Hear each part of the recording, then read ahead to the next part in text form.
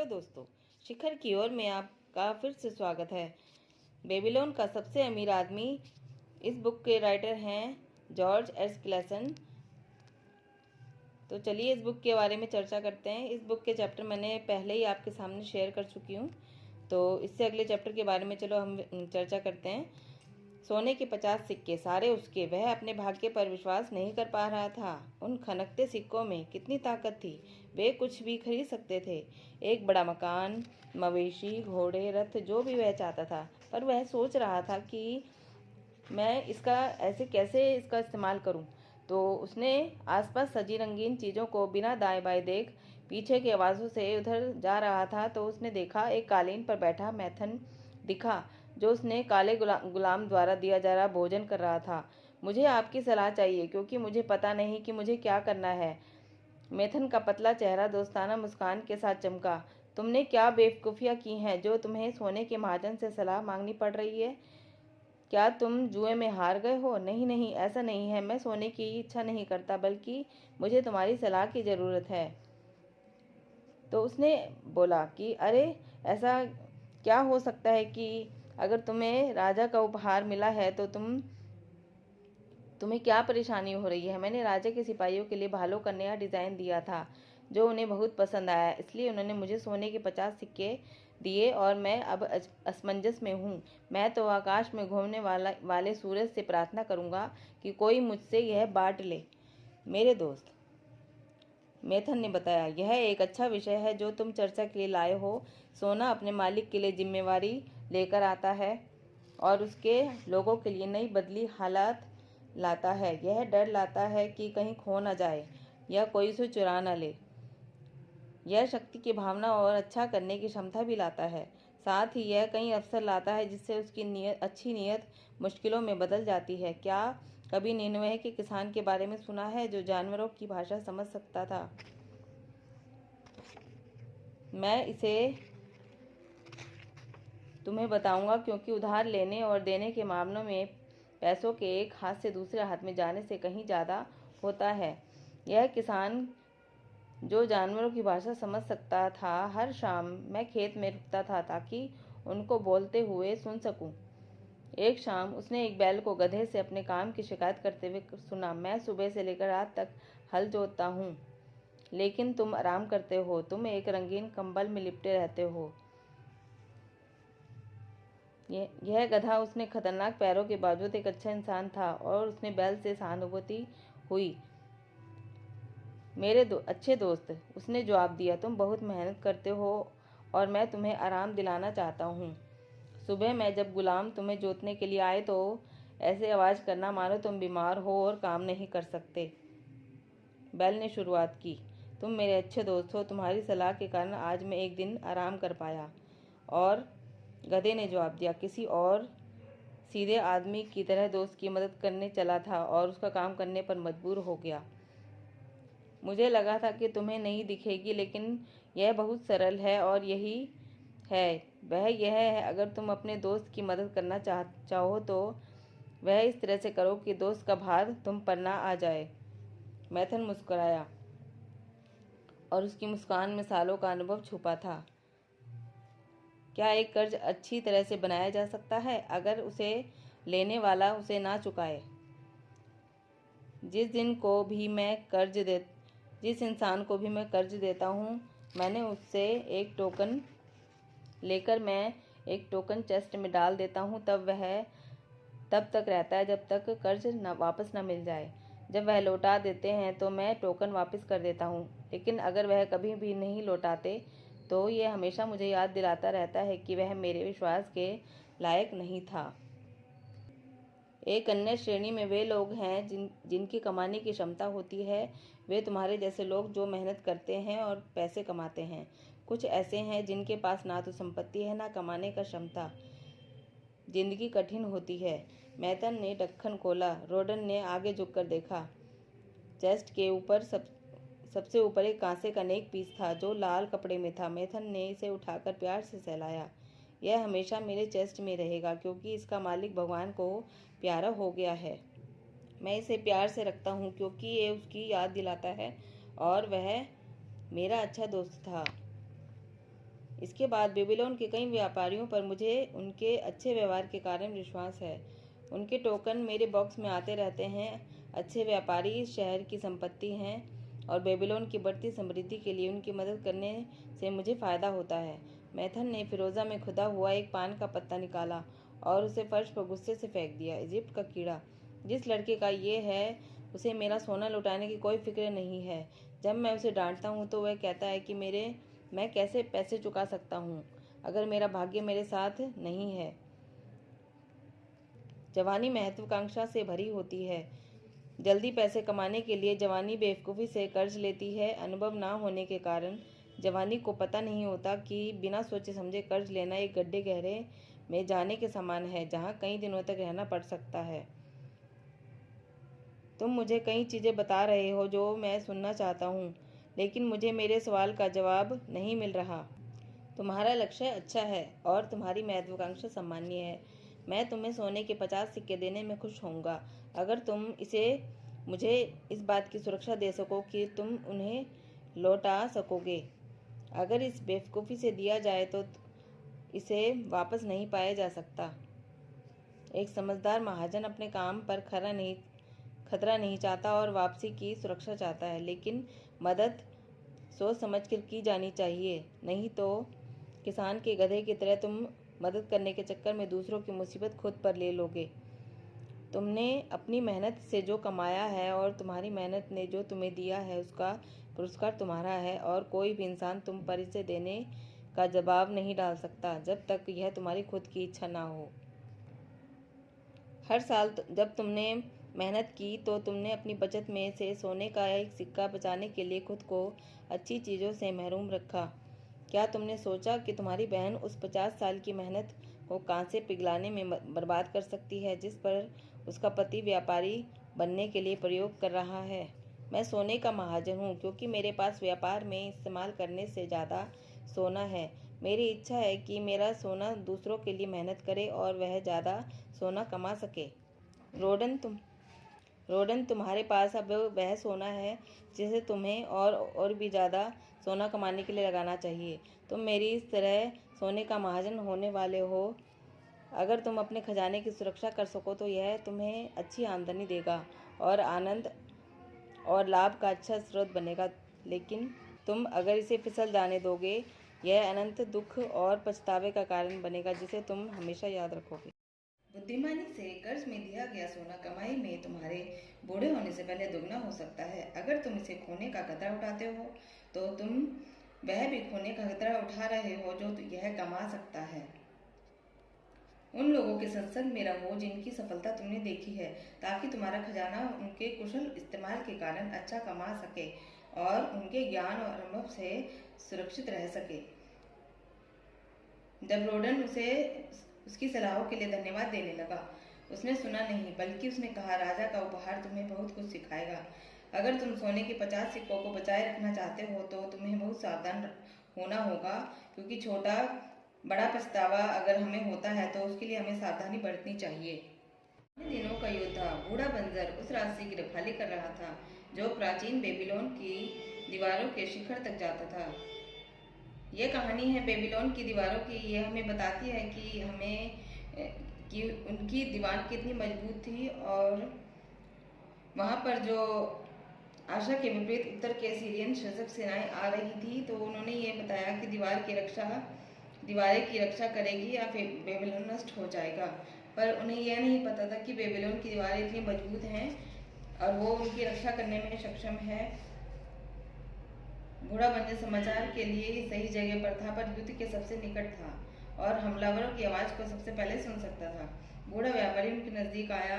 उसके जर्जर हाथ कांप रहे थे। उसने याचना की, मुझे बताओ, वे अंदर नहीं घुस सकते। मेरे बेटे के राजा के साथ हैं। मेरी बूढ़ी पत्नी को बचाने के लिए कोई नहीं है। अच्छा व्यापारी, शांत हो जाओ, रक्षक ने कहा। तुम जैसे लोगों की सुरक्षा के लिए रानी सेमिरसीन ने 100 साल पहले ही उन्हें बनवाया था। वापस जाओ और अपनी माँ, छोटे भाई और उस बच्चे को बताओ कि बेबीलोन की दीवारें उनकी रक्षा करेगी और उन्हें डरने की जरूरत नहीं है। बेबीलोन की दीवारों ने फिर से एक बार शत्रुओं के खजाने को लूटने, शहर को बर्बाद करने और इसके नागरिकों को गुलाम बनाने की कोशिश नाकाम कर दी थी। बेबीलोन कई शताब्दियों तक टिका रहा क्योंकि यह पूरी तरह सुरक्षित था। इसके पास और कोई चारा नहीं था। बेबीलोन की दीवारें इंसान की सुरक्षा की जरूरत और इच्छा का गहरा प्रतीक था। यह इच्छा इंसान की नस्ल में है। यह आज भी उतनी ही मजबूत है जितने पहले थी, लेकिन हमने इस लक्ष्य को पाने के लिए बड़े और बेहतर प्लान बनाए हैं। आज के दिन बीमा, बचत खाते और निवेशों की मजबूत दीवारों के पीछे हम उन अनपेक्षित सर्दियों से सुरक्षित हैं जो किसी दरवाजे से अंदर आ सकती हैं। इंसान जितना भूखा होता है उसका दिमाग उतना ही सही काम करता है। साथ ही यह भोजन की सुगंध के प्रति और भी संवेदनशील हो जाता है। अजूरे के बेटे तरकत ने ऐसा ही सोचा। पिछले 2 दिनों से उसने दीवार के पीछे के बगीचे से लाए 2 अंजीरों के अलावा कुछ नहीं खाया था। इस परेशानी को नापतोल करते हुए वह चल ही रहा था कि उसकी मुलाकात उस आदमी से हो गई जिससे वह दूर रहना चाहता था, जिसका नाम था दाबासिर। वह ऊँटों का व्यापारी था और जिसने दोस्तों से उसने पैसा उधार लिया था, उनमें दाबासिर से उसे सबसे ज़्यादा परेशानी होती थी क्योंकि वह उसके पैसे नहीं लौटा पाया था। दाबासिर का चेहरा उसे देखकर चमक उठा। हाँ, ये तो तरकत है जिसे मैं खोज रहा था। उसने ये सोचा कि वह मेरा पैसे लौटाने आया है, यानी कि तांबे के 2 सिक्के लौटा सके, पर उसने ऐसा नहीं किया। उसके मन में जो भी आ रहा था वह गलत था। तरकत हकलाया और उसका चेहरा लाल हो गया। उसके खाली पेट में मुंहफट दाबासिर से लड़ने की ताकत नहीं थी। मुझे खेद है, बहुत खेद है, उसने कमजोरी से कहा, लेकिन इस दिन आज न मेरे पास तांबा है न चांदी जिससे मैं कर्ज चुका सकूं। मैं नहीं दे सकता क्योंकि दुर्भाग्य मेरा पीछा नहीं छोड़ता। दुर्भाग्य, अपनी कमजोरियों के लिए देवताओं को दोष मत दो। दुर्भाग्य हर इंसान के पास जाता है जो चुका पाने की हैसियत से ज़्यादा कर्ज लेता है। मेरे साथ आओ बच्चे, मैं खाना खाने जा रहा हूँ। मैं भूखा हूँ और मैं तुम्हें एक कहानी बताऊँगा। उसने बोलना शुरू किया। उसने कहा कि मैं कैसे दुनिया को वापस असली रंग में देखना शुरू किया, ये मैं तुम्हें बताना चाहता हूँ। मैं एक ऐसी कहानी सुनाऊँगा जिससे मैं पहले कैसा था और अब कैसा हो गया हूँ। जो मैं कहानी बताने वाला हूँ वो मेरी शुरुआती ज़िंदगी से ताल्लुक़ रखती है और मेरे ऊँट का व्यापारी बनने का सफ़र बयां करती है। कोई जानता है कि मैं पहले सीरिया में एक गुलाम था। दाबासिर के गुलाम शब्द कहते ही लोगों में आपस में कानासुनी हो गई। आपस में बात करने लगे। तो पर उसने कहना दोबारा से चालू किया। जब मैं जवान था, दाबासिर ने बकरी की टांग चबाते हुए कहा, मैं अपने पिता से लगाम बनाने का काम सीखा। मैंने उनके साथ दुकान में काम करता था। मैंने शादी कर ली। जवान और ज़्यादा कुशलता ना होने के कारण मैं ज़्यादा नहीं कमा पाता था। जो अपनी कमाई से ज़्यादा खर्च करता था और वह आत्मविलासिता की ऐसी हवा बो रहा था जिससे सिर्फ मुसीबत और शर्मिंदगी का तूफान निकलेगा। इसलिए मैंने अच्छी चीज़ों पर खर्च करना शुरू किया और अपने घर एवं बीवी के लिए ऐसी विलासितापूर्ण चीज़ें लाने लगा जो मेरी औकात से बाहर थी। सूदखोर मेरी फिजूल खर्ची पर पैसों के भुगतान के लिए मेरे पीछे पड़ गए और मेरा जीवन दुखी हो गया। उधर मेरी बीवी अपने पिता के पास लौट गई और मैंने बेबीलोन छोड़ने का फैसला कर लिया। वहाँ जाने की सोचने लगा जहाँ मुझे बेहतर अवसर मिले। 2 साल तक मैं ऊँटों के व्यापारी के लिए काम करते हुए एक परेशान और असफल ज़िंदगी जीता रहा। मैं इसके बाद एक लुटेरों के ग्रुप में शामिल हो गया जो निहत्थे कारवां को लूटते थे। फिर हमारा किस्मत ऐसी बदल गई कि हमने दूसरी बार, जब हमारी किस्मत अच्छी नहीं थी, हमने जब हमला किया तो हम पर सरगना के सिपाहियों ने हमला कर दिया। हमारे 2 नेता मारे गए और सीरिया के रेगिस्तान के नेता ने मुझे चांदी के 2 सिक्कों के लिए खरीद लिया। मेरे बालों को काट दिया गया। सिर्फ एक कपड़े के साथ मैं गुलामों की ज़िंदगी जीने लगा। एक लापरवाह युवा होने के कारण तब तक मुझे मजाक लगा जब तक मुझे मेरे मालिक अपने 4 पत्नियों के पास ना ले गया। उसने कहा कि मुझे एक हिजड़े के रूप में रख सकती है। तब सच में मुझे अपनी मजबूरी का एहसास हुआ। मेरे पास ना हथियार थे और ना बचने के लिए साधन। मैं उनके सामने मजबूर था। मैं भयभीत खड़ा रहा। जैसे उन 4 पत्नियों ने मुझे देखा। पहली पत्नी सिरा बाकियों से बड़ी थी। मैं उनकी ओर से थोड़े सांत्वना के साथ मुड़ा। दूसरी एक सुंदरी जिसने मुझे देखा मानो मैं रेगिस्तान का एक कीड़ा हूँ। बाकी दोनों ऐसे हंसी जैसे मैं एक लतीफ़ा हूँ। जब मैं उनकी बात का इंतज़ार कर रहा था तो सिरा ने ठंडी आवाज़ में कहा, हमारे पास हीरे काफ़ी हैं, लेकिन हमारे पास ऊँट का व्यापारी नहीं है।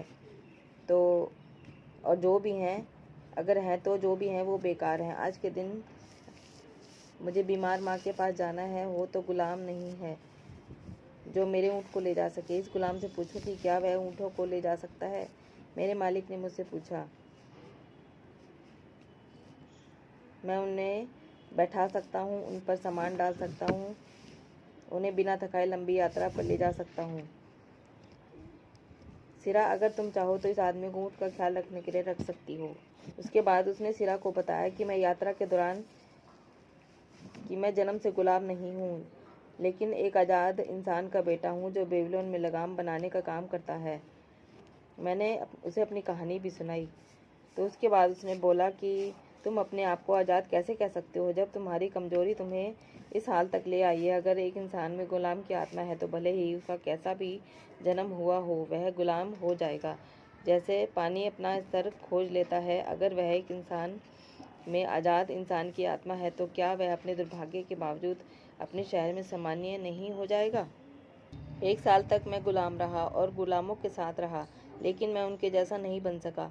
एक दिन सिरा ने मुझसे पूछा, जब तुम दूसरे गुलाम एक दूसरे के साथ बातें करते हो तो तुम तंबू में अकेले क्यों बैठे रहते हो। इस पर मैंने जवाब दिया कि आपने जो कहा था मैं उस पर सोच रहा हूँ। मैं सोच रहा हूँ कि क्या मुझ में गुलाम की आत्मा है। मैं उनके साथ नहीं रह सकता, इसलिए अलग बैठता हूँ। मुझे भी अलग बैठना चाहिए। उसने कहा, मेरा दहेज बड़ा था और मेरे पति ने इसलिए मुझसे शादी की, लेकिन वह मुझे पसंद नहीं करता। हर औरत चाहती है कि उसे पसंद किया जाए, इस कारण से, और चूंकि मैं बांझ हूँ और कोई संतान नहीं है, इसलिए मैं अलग बैठती हूँ। अगर मैं मर्द होती तो ऐसा गुलाम होने के बजाय मर जाती, लेकिन हमारे कबीले के नियम औरतों को गुलाम बना डालते हैं। आप मेरे बारे में क्या सोचती हैं। मैंने उनसे तुरंत पूछा, मुझ में एक इंसान की आत्मा है या एक गुलाम की। क्या तुम में बेबीलोन के कर्जों को चुकाने की इच्छा है। उसने पूछा। हाँ, इच्छा तो है, पर रास्ता नहीं दिखता। अगर तुम समय को इस तरह गुजर जाने दो और वापस पैसे देने का कोई रास्ता नहीं खोजो तो तुम में गुलाम की आत्मा है। वह इंसान खुद की इज्जत नहीं करता, और वह इंसान खुद की इज्जत नहीं करता जिसने ईमानदारी पूर्वक अपने कर्ज न चुकाए हों। लेकिन मैं क्या कर सकता हूँ अगर मैं सीरिया में गुलाम हूँ। उसके बाद 3 दिन बाद सिरा की नौकरानी मुझे अपनी मालकिन के पास ले गई। मेरी माँ बहुत बीमार है। उसने कहा, मेरे पति के झुंड से सबसे अच्छे 2 ऊँट निकालो और लंबी यात्रा के लिए पानी और भोजन डालो। नौकरानी तुम्हें अपनी किचन के तंबू से भोजन देगी। मुझे ऊँटों को तैयार किया और वह सोचते हुए नौकरानी कितना सामान देगी, क्योंकि माँ 1 दिन से भी कम की दूरी पर रहती है। नौकरानी पीछे के ऊँट पर सवार पर थी और मैं मालकिन का ऊँट चला रहा था। हम माँ के घर पहुँचे और अंधेरा हो गया। सिरा ने नौकरानी को विदा किया और मुझसे कहा, दाबासिर, तुम में आज़ाद इंसान की आत्मा है, गुलाम की आज़ाद आदमी की आत्मा मैंने जोड़ डाला। मैं तुम्हारा सिद्ध करने का मौका देती हूँ, और तुम्हारे मालिक ने काफ़ी पी रखी है और उसके मुखिया नशे में है। इन ऊँटों को ले लो और भाग जाओ। मुझे और ज़्यादा बोलने की ज़रूरत नहीं महसूस हुई, तो मैंने उन्हें धन्यवाद दिया और मैं अंधेरे में निकल पड़ा। मुझे एक अजनबी देश का पता नहीं था और बेबीलोन की दिशा का हल्का ज्ञान था, लेकिन पहाड़ी की ओर रेगिस्तान के रास्ते निकल पड़ा। एक ऊँट पर मैं चढ़ा और दूसरे को साथ लिया। पूरी रात में यात्रा करता रहा और अगले दिन गुलामों के बारे में सोचता रहा जो मालिक का सामान लेकर भागे और उनका क्या गत हुई। यह एक ऐसी यात्रा थी जिसमें कुछ ही लोग बच पाते हैं। हर दिन हम चलते गए, भोजन और पानी खत्म हो गया।